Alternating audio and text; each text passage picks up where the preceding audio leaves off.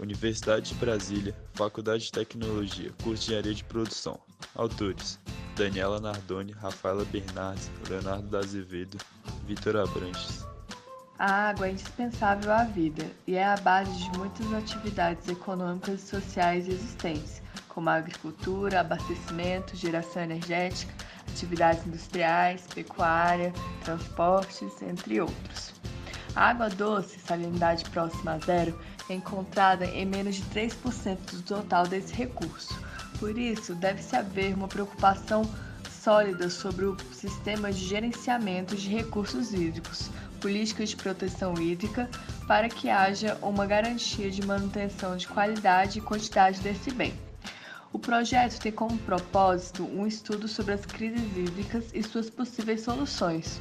O foco tem como base a crise hídrica atual enfrentada em São Paulo, a crise hídrica de Copenhague e a crise hídrica do Distrito Federal.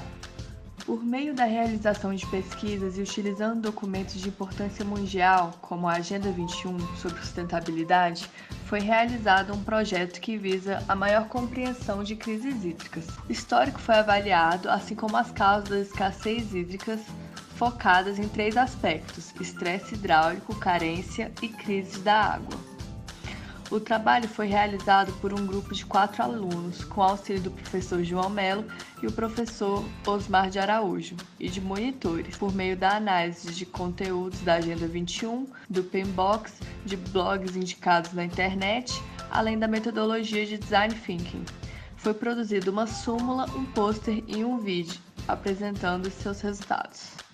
A crise de Copenhague. Copenhague é a capital da Dinamarca, localizada na Europa. A cidade tem 467 mil habitantes que vivem em uma área de 88,2 km². É uma cidade considerada densamente povoada, com 5.316 habitantes por quilômetro quadrado. Até a década de 70, a maior parte da água utilizada pela cidade era retirada da superfície, em lagos e rios. Pela água utilizada ser retirada de lagos e rios, o abastecimento de água na cidade dependia do nível de precipitação de chuvas. Porém, na década de 60, a Dinamarca sofreu uma crise de água. Essa crise foi causada por uma seca e o nível dos rios diminuiu consideravelmente.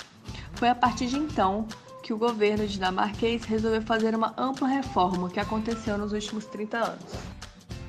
A partir da década de 70, houve um aumento da preocupação para o planejamento e a administração dos recursos hídricos, para regular a captação das águas superficiais e subterrâneas a um nível aceitável. Gradualmente, a extração direta de águas superficiais foi proibida e a captação de águas subterrâneas foi regulada para garantir um fluxo mínimo em todos os rios, através de poços de abstração longe das margens dos rios e de zonas úmidas. Em 35 anos, com sua reforma hídrica, Copenhague conseguiu diminuir seu consumo de água em 35% e reduziu pela metade o desperdício de distribuição.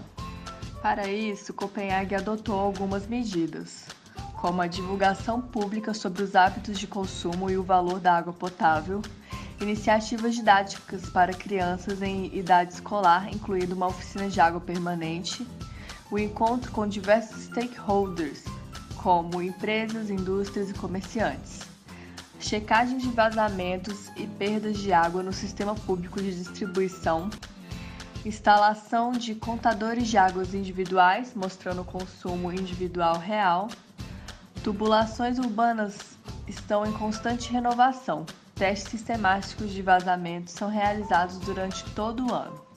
Avanços para a criação de novas tecnologias para o trabalho de escavação e extração em larga escala são realizados.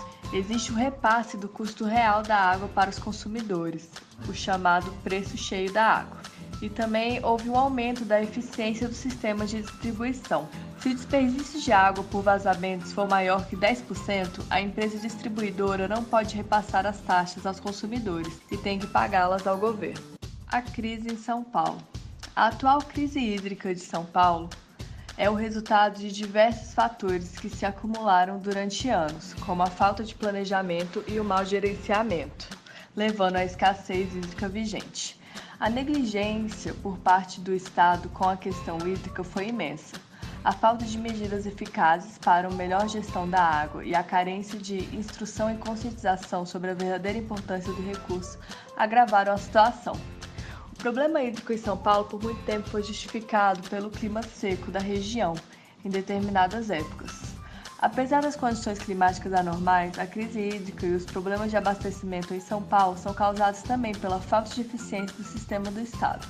Algumas medidas adotadas por São Paulo para conter a crise foram o incentivo à redução do consumo da água pelo programa de bônus, a captação de água tratada de outros sistemas produtores para a área atingida pelo sistema Cantareira e a redução da pressão nas redes para evitar os vazamentos.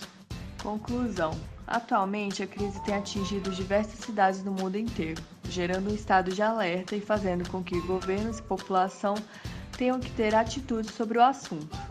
Após o estudo sobre as crises hídricas de Copenhague e de São Paulo e de suas diferentes perspectivas e soluções, concluímos que para que consigamos preservar esse bem tão importante que é a água, medidas governamentais devem ser combinadas com o gerenciamento eficiente e a conscientização da população.